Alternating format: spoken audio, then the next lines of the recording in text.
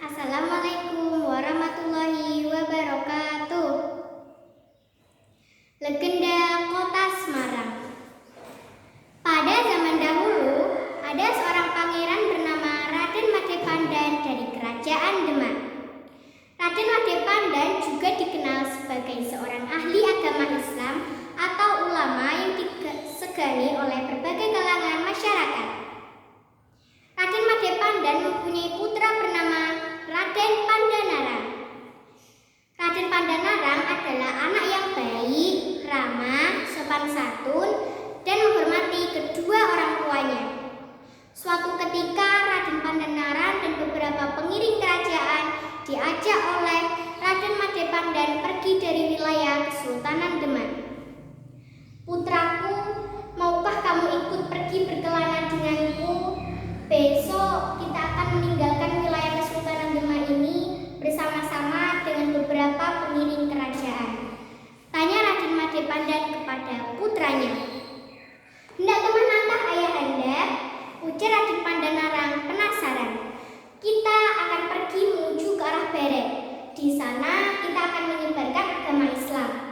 Konon aku dengar tanah di daerah sana sangat subur. Persiapkanlah dirimu putraku," ujar Raden Madepandan seraya menepuk pundak putranya. "Baiklah ayahanda." Mereka akhirnya pergi ke arah barat. Hingga pada suatu hari mereka sampai di suatu daerah yang subur. Kemudian mereka membuka hutan itu dan mendirikan sebuah rumah di situ. "Kita berhenti di daerah sini saja. Segera perintahkan kepada para pengiring kerajaan untuk membabat beberapa pohon di hutan ini. Kemudian dirikan sebuah rumah di sini,"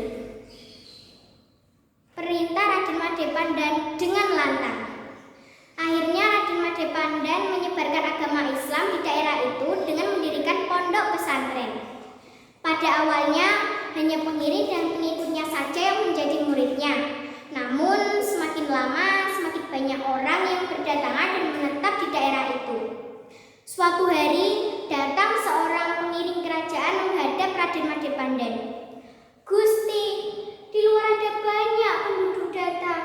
Mereka ingin belajar agama Islam di pondok pesantren ini.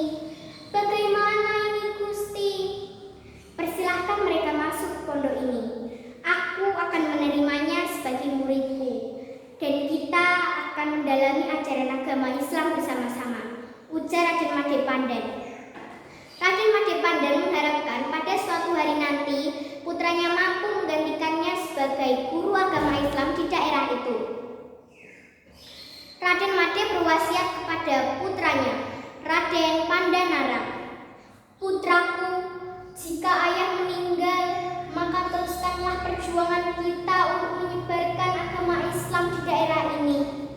Bimbinglah umat dalam mengolah lahan pertanian. Tetaplah tinggal di daerah ini dan selalu berpegang teguh kepada ajaran para wali. Insya Allah hidupmu kelak selamat dunia dan akhirat." "Baiklah ayahanda," jawab Raden Pandanarang dengan penuh hormat. Raden Pandanarang selalu mengingat pesan orang tuanya. Setelah Raden Made meninggal dunia, Raden Pandanarang terus melanjutkan mengajar agama Islam kepada masyarakat dan mengelola tempat itu sebaik-baiknya.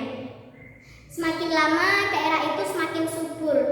Hampir semua tanaman dapat tumbuh di daerah itu. Banyak orang-orang lain dari luar daerah berdatangan dan menetap di daerah itu.